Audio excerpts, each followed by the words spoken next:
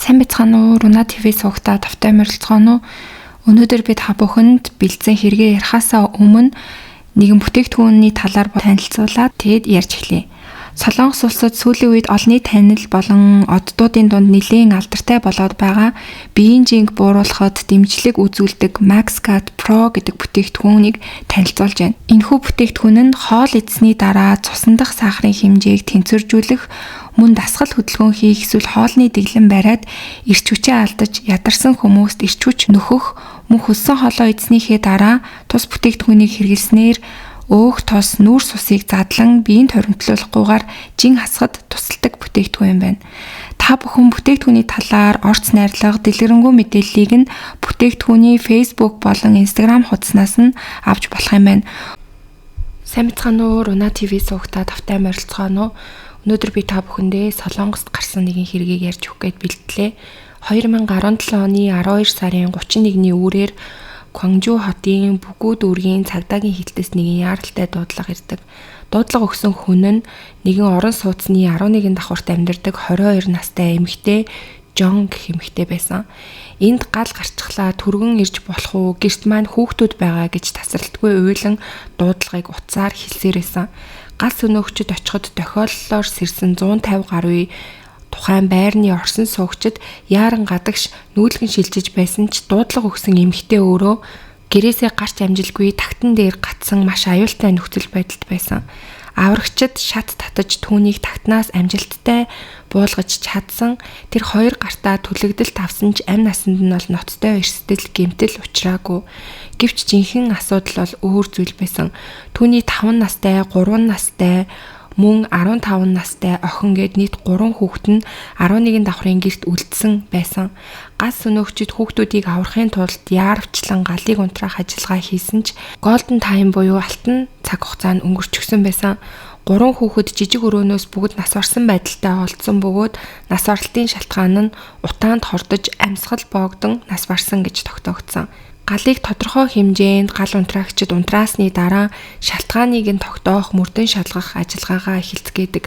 Гал 11 давхраас өөрөөр хэлбэл тухайн эмэгтэй хүүхдүүдтэйгээ амьдардаг өрөөнөөс гарсан нь тодорхой болсон. Эхэндээ олон хүн энгийн ахуйн гал гарсан хэрэг гэж ойлгоцгоож байсан. Гэхдээ мөрдөн шалгах явц ахих тусам цагдаа прокурорын байр суурь тис өөр болж асуудал хүчтэй маргааны төвд орж эхэлсэн. Хөршүүдийн хэлснээр энэ гэр бүл энгийн эвтэй мэт харагддаг байсан. Эцэг эх нь хүүхдүүдтэйгээ зөөлөн харьцдаг, хүүхдүүдийн цэцэрлэгийн эрхлэгч хүртэл онц сэжигтэй зүйл байгаагүй гэж мэдүүлсэн. Ээж нь хүүхдүүдийнхээ хэрэгцээг нэг ч удаа алгасдалгүй бэлддэг. Аав нь хүүхдүүдтэй өдөр тутам анхаарал маш сайн тавьдаг байсан гэсэн мэдүүлгийг бол хүүхдүүдийн цэцэрлэгээс нь хэлсэн. Хүүхдүүдийн цогцост хүчирхийлэл, задуур, зохиурын шинж тэмдэгч мөн илрээгүй. Гэвч тэд бодит амьдрал дээр маш хүнд санхүүгийн хямралд орсон гэр бүл байсан. Үүний их сурвалжийг гэрлэлтийн ихэнх үеэс нь харж болно. Ээж нь 18 настайдаа өөрөөсөө 1 насаар дүү нөхрөөсөө анхны хүүхдээ олсон. Өөрөөр хэлбэл ахлах сургуульд байхдаа эцэг их болж хүүхдүүдээ өсгөхийн тулд хоёулаа сургуулаа орхисон. Гэвч дунд сургуулийн боловсралтойгоор доктортой ажил олох нь маш хэцүү. Иймээс тэд дуудлагын төв, PC тоглоомын газар, дэлгүүрийн касс гэх зэрэг газруудад бол төр ажил зэрэг хийж хэсэг хугацаагаар ажиллаж арайхийн амьдралаа залгуулж ирсэн байсан. Үүн дээр 2 дахь, 3 дахь хүүхэд нь төрснөөр эдийн засгийн ачаалал нь улам нэмэгдэж 2017 оны ихээр амжиргааны тэтгэмж улсаас хүссэн ч эхнэрийн эцэг эхийн орлого нь байгаа гэх шалтгаанаар тэнцээгүй. Нөхцөл байдал уламд ордож түрээсийн байрны төлбөр цахилгааны мөнгө хүртэл төлж чадахгүй хэмжээнд хүрцгээсэн. Мөн хүүхдүүдийн цэцэрлэгийн төлбөрийг 5 сар төлөөгүй байсан тухай үед 2017 оны 2 сараас 7 сар хүртэл тэд нийт 6 удаа яаралтай амжиргааны тусламж авч нийт сая 370 мянган вон орчим улсаас авсан байсан. Ээжийнх нь дуудлагын төвд төр ажил хийдэг гэсэн ажлын орлого дээр нэмээд энэ мөнгө нь арайхийн амь зуухтанд л хүрж исэн. Даанч хэрэг гарахаас 2 сарын өмнө нөхөр хөлөө гэмтээж 2 удаа хаалгаанд орсон тул эмнэлгийн зардал хүртэл маш хүнд туссан. Тиймээс дахин нэг удаа яаралтай тусламж авч сая 250 мянган воноос 260 мянган төгрөгийн нэмлэгт төлөөд үлдсэн 990 мянган воноор нь 5 ам бүлтэй гэр бүл арай хэн амьдарч байсан байгаа. Энэ нь бол мэдээж хангалтгүй байсан. Ингээд эцэст нь эхнэр Жон хууль бус зүйл хийж эхэлсэн. Энэ нь болохоор онлайн хуучин барааны сайтн дээр хүүхдийн сүг зарнаа гэж зар тавьсан байгаа 90,000 воноор. Тэгээ захиалга аваад мөнгө авчаад барааг нь хүргэж өгөхгүй тийм залилангийн ажил төр зур хийж эхэлсэн. Санхүүгийн дарамт нэмэгдэх тусам эхнэр нөхөр хоёрын хооронд бол маргаан ихсэж эцэст нь салахаар шийдэн тэр хоёр бол гэрлэлтэд цуцлуулахаар болцоосон. Ээж нь 3 хүүхдээ бие өсгөн аав нь сар бүр 900,000 воны тэтгэлэг өгж бай гэж тэр хоёр бол хоорондоо эхлээд ярилцаж тохиролцсон. Хэрэг гарахаас 4 хоногийн өмнө тэд хилцлийн дагуу албан ёсоор салсан ч гэсэндээ тусдаа гарах мөнгөгүй байсан тул түр хугацаанд нэг гэртээ хамтдаа амьдарцгааж байсан. Гэхдээ хүүхдүүдээ яг яах вэ, хаана амьдруулах вэ гэдэг асуудлаар маргаан бол үргэлжилж байсан. Ээж нь эхэндээ би хүүхдүүдээ өсгөнө гэж хэлснаа дараа нь гинтл санаагаа өөрчилж хүүхдүүдээ асрамжийн газар өгнө гэж зүтгэж байсан. Өөрийнхөө амьдралыг ер нь шинээр эхлүүлэхийг хүсэж байна гэж нөхөртөө хэлжсэн байгаа.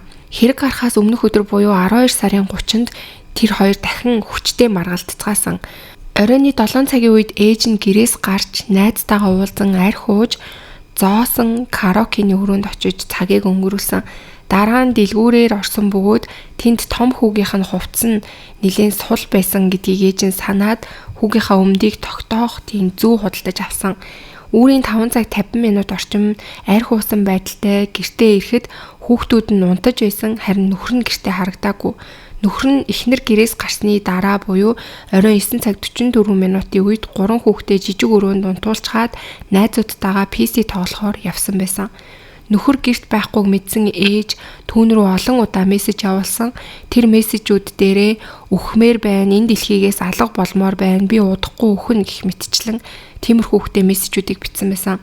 Гэхдээ ээж нь бол тэр хоёр салъя гэж ярилцах болгонд өмнө нь иймэрхүү мессежийг нөхөрлүүгээ явуулдаг гэсэн болохоор тухайн үед бол нөхөр нь өмнөх шигээл тэгж байгаа юм байна гэж бодоод тоогоогүй байгаа.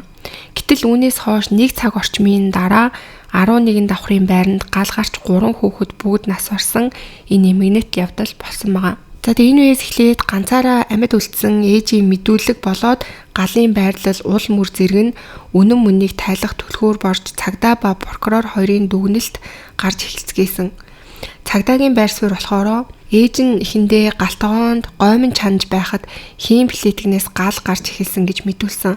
Гал их байсан болохоор хүүхдүүдэд тэрвэрч гарвал улам хүнд гэмтэн гэж айгаад тагтан дээрээ гарч дуудлага өгөөд аврагчдыг хүлээсэн гэсэн тайлбарыг өгсөн байсан. Гэвч мөрдөн байцаалтын явцад галтгоонд гоймон чансан уул мөр илрээгүй, гал ихсэн газар нь галтгоо биш жижиг өрөөний дотор талаас гарсан болох нь тодорхой гэж тогтоогдсон. Энэ шинжилгээний дүгнэлт гарсны дараа бол ээж нь мэдүүлгээ өөрчилсөн. Тагтан дээр би тамхи татаад байж исэн чинь айгүй хүүтэн байсан. Тийм болохоор би гэрлүүгээ орж хөргөгчний хажууд хүнжил нөмрөөд тамхиа татчихсан. Хамгийн баг хүүг маань сэрээд уйлахаар нь тамхиа юрдийн шигээ хүнжилд үрж унтраасан. Тэр нь гал болно гэж бодоогүй гэж мэдүүлгээ өөрчилсөн байгаа. Гэхдээ энэ дээр бас нэг зөрчил гарсан. Хэрв тамхиа жижиг өрөөний үү тавьд унтраасан бол төмрийн хамгийн их түлэгдсэн хэсэг тэр орчимд байх ёстой байсан. Гэтэл бодит бол мөрн өрөөний бүр дотор талаас гарсан. Яг тэр хэсэг маш их шатсан байсан. Цагдаа ээжийнх нь хүнжилд тамхиа үрж унтраадаг зуршилтай гэсэн мэдээлэл дээр нь тулгуурлаад гал анх үү тавьд асах боломжтой, харин хүнжил асаагур болж өрөөний гүн рүү хурдан тархсан байх магадлалтай гэж үзээд эцсийн дүгнэлтээ гомжгүй үйлдэлээс үүдсэн гал гэж гаргасан байсан бас. Харин прокурорын дүгнэлт болохоор ээжийн үхлийн талаар анхааруулах маягийн мессежүүд мэдүүлгээ олон удаа өөрчилсөн явдал зэргийг сэжигтэй гэж үзээд мөрдөн байцаах үйл ажиллагаагаа нарийн явуулах хэрэгтэй гэж шахажсэн. Ингээд ээжээс нь дахин мөрдөн шалгах байцаалт авсны дараа ээж дахин өөрөөр ярьж эхэлсэн. Сүүлийн 2 сар санхүү үр шир заллингийн дарамт нөхөртөөгөө байнга маргалцснаас болж хүнд хэлбэрээ сэтгэл готралтай байсан. Тэр өдөр тамхи татаж байхад баг хүүхэд уйлсан тул асаалттай тамхиа хүнжилдээр тавьчихад өрөө рүү орж хүүхдүүдийнхээ дэргэд хөвтөөд уцаа оролдож байсан. Тэгтэл гинтл дөл дүрлцгийг харсан. Энэ үед тэр амьд гарыг гэхээсээ илүү ийм юм болчихсон юм чинь хүүхдүүдтэйгээ хамт амьдралаа дуусгая гэжсэн бодол орж ирсэн. Дараа нь гинтл үгүй аврах хэрэгтэй, амьд гарах хэрэгтэй гэж бодлоо өөрчилсөн ч аль хэдийн гал хит их нөмөрсөн тул тагт руу ганцаараа гарч зугтсан гэж мэдүүлгээ өөрчилж хэлсэн. Прокурор бол үүнд нь итгээгүй. Цаашлаад прокурор ээжийнх нь утсыг шинжилээд үзэхэд хэрэг болсон өдөр нөхөр болон танил хүмүүс рүүгээ галтай холбоотой тиймэрхүү мессежүүдийг явуулсан байж болзошгүй байсан. Гал гарснаас аврагчид ирэх хүртэлх хугацаанд тагтан дээр уцаа оролдоод цаг өнгөрөөсөн мэт хөдөлгөөнүүд бас хийсэн байсан. Тэгээд галын шалтгааныг наривчлсан шинжилгээ хийж үзэхэд гол шалтгаан гэж нэрлэгдэж байсан хүнжил нь микрофайбер төрлийн материал байсан бөгөөд тамхины жижиг дүлөөр амархан асахгүй гэсэн дүгнэлт гарсан. Ингэснээр тамхинаас гал гарсан гэх ээжийн тайлбар мөн цагдаагийн тамхи асаагаад тэг өрөөн рүү гал нь орсон гэсэн таамаг хоёр бол хүчтэй үгүйсгэгдэж эхэлсэн. Прокурор мөн орон сууцны янз бүрийн газарт асаагуур байсан, ээжийн төлөгдөлтийн уул мөр с сэжигтэй байсан, түүний өмсөн оймос төлөгдсөн уул мөр байхгүй, нүүрэнд нь төлөгдөлт бас байгаагүй гэх мэтэр ээж нь бол үнэндээ яг тэр галтай ойр очоогүй байх магадлалтай гэсэн дүгнэлтийг гаргасан. Тэгээд прокурор болохоор ээж нь хүүхдүүд унтаж байсан жижиг өрөөний гүнд гал асаагаад асаагуур ашиглан санаатайгаар гал тавиад өөрөө шууд тагтан руу гарсан байх магадлалтай гэж үтсэн. Хэрв энэ үнэн бол гал хүчтэй гарч утаа ба хорт хий ихээр үүсэж хайлж наалдах шинжтэй тул хүүхдүүд гарах боломж улам хаагдаж маш хурдан хугацаанд амьсгал нь богдох нөхцөл үүснэ гэж тайлбарласан. За ингээд 2018 оны 7 сард анхан шатны шүүх прокурорын талыг авч ээжийг 3 хүүхдээ хүүлэх зорилготойгоор санаатаа гал тавьсан гэж дүгнээд 20 жилийн хорих ялыг оноосон. Ээж санаатаа биш осол байсан гэж үзэж давж заалдсан. Дээд шатны шүүхүүд ч боломж дүр дагаврыг мэдсээр байж хийсэн буюу санаатаагаар гал тавьсан байх магадaltaй гэдгийг хүлээн зөвшөөрсөн. Ингээд эцэст нь дээд шүүхээр орж 20 жилийн ял хэвээр баталгаажсан байна. Мөн шүүхийн явцад үнгүй өмгөөлөгч санал болгосон ч ээж нь татгалцсан.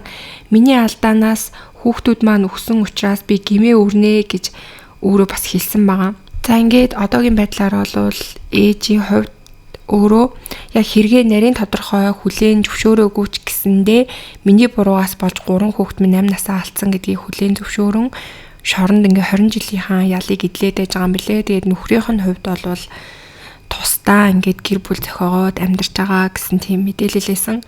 За ингээд өнөөдрийн та бүхэнд бэлтгэж хүргэсэн хэрэг маань энд хүрээд өндөрлж гин. Тэгээд та бүхэн хэргийг сонсоод өөрт төрж байгаа сэтгэгдлүүдээ комент хэсэгт бичээд хуваалцаарай. Мөн сувг дээрээ лайк, subscribe дарахаа битгий мартаарай.